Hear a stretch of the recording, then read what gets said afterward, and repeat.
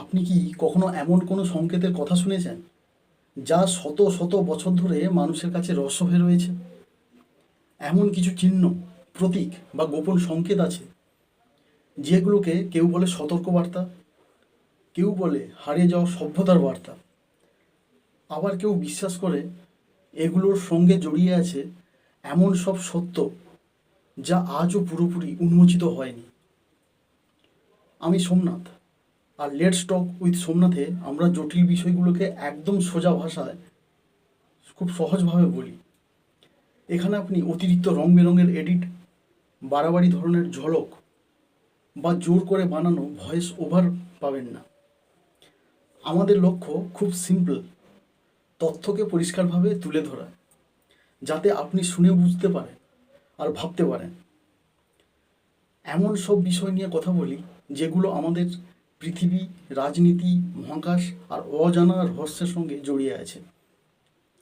এখানে চেষ্টা করি বিষয়গুলো সহজ ভাষায় পরিষ্কারভাবে আর গভীরভাবে বোঝাতে, কারণ আমাদের বিশ্বাস জটিল বিষয়ও ঠিকভাবে বলা হলে সবার কাছেই পরিষ্কার হয়ে যায়। আজকের ভিডিওতে আমরা জানব সেই রহস্যময় সংকেতগুলোর কিছু গল্প, তাদের ইতিহাস আর এর পেছনে লুকিয়ে থাকা অবাক করা তথ্য।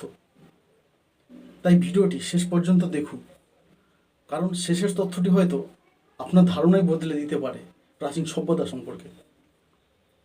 সংকেতের সূত্র ধরে গুপ্তধনের সন্ধান করা ফেলুমিত্তির সোনাদাকে কল্পকাহিনীতে দেখেছেন। এইসব কাহিনীগুলোতে গুপ্তধন পাওয়া যাক বা না যাক, এইসব কাহিনীগুলোর সাথে সাথে আমাদেরও মগজাস্ত্রে সান দেওয়া হয়ে যায়। কিন্তু বন্ধুরা, আজকের ভিডিওতে যেসব আন্তর্জাতিক মানের রহস্য সংকেত এর কথা তুলে ধরব, কথা দিচ্ছি আপনারা জানলে অবাক হবেন, কেননা এগুলো এখনও সমাধান করা যায়নি।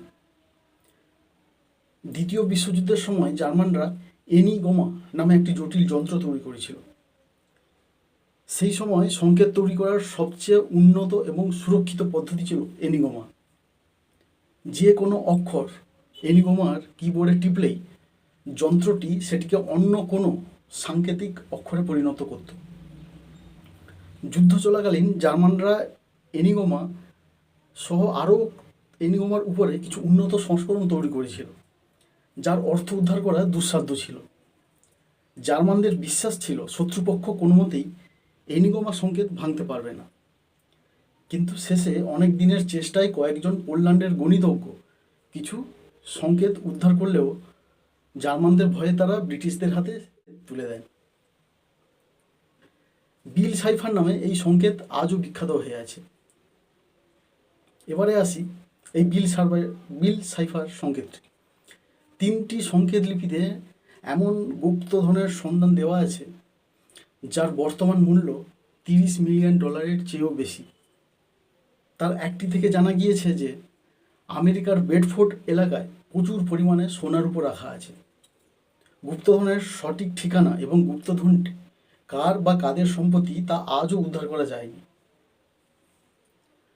গুপ্তধনটি লুকিয়েছিলেন এবং সংকেতটিকে প্রকাশ করেছিলেন টমাস জেফারসন বিল নামে এক ব্যক্তি। তাই এটি বিল সাইফার নামে খ্যাত হয়ে আছে। এবার আসি রিচার্ড ফাইনম্যানের চ্যালেঞ্জ হিসেবে খ্যাত একটি সংকেত। পদার্থবিদ্যার বিখ্যাত অধ্যাপক রিচার্ড ফাইনম্যানকে আরেক বিজ্ঞানী চ্যালেঞ্জ হিসেবে 3টি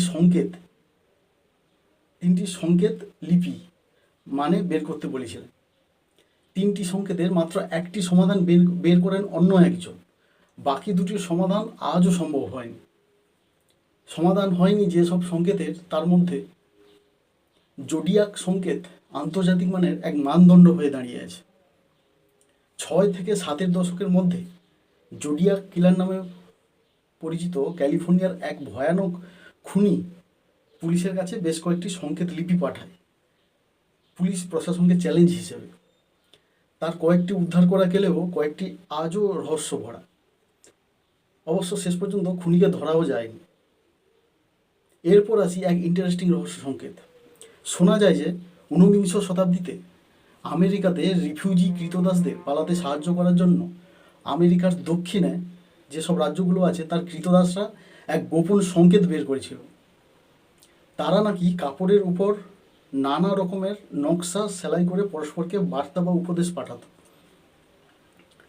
যেমন চাকার নকশা সেলাই করার অর্থ হলো চলে যাওয়ার সময় হয়েছে। সেলাই করা হয়ে গেলে কাপড়গুলো দড়ি দিয়ে বা জানালায় টাঙিয়ে দেওয়া হতো, যাতে রিফিউজরা সহজে সংকেতকে দেখতে পায়, আবার কারোর সন্দেহ যেন না হয়। এই রকম সংকেতের কথা আপনারা যদি কেউ জেনে থাকেন, সেটা কী ধরনের সংকেত অবশ্যই কমেন্ট করে জানান। আরও এই রকম ইন্টারেস্টিং সংকেতের কথা যদি আরও আপনারা জানতে চান, তাহলে সেটাও কমেন্ট করে জানান। আমি তাহলে সেই টপিকে ভিডিও এই চ্যানেলে নিয়ে আসব। আর এই ভিডিওটি আপনাদের মনে ধরলে অবশ্যই ভিডিওটিতে একটি লাইক দেবেন এবং চ্যানেলটিকে সাবস্ক্রাইব করবেন, কারণ আপনাদের একটা লাইক এবং এই সাবস্ক্রাইব আমার মনে আরও শক্তি যোগাবে এই রকম ইন্টারেস্টিং ভিডিও বানাতে। ভালো থাকবেন বন্ধুরা।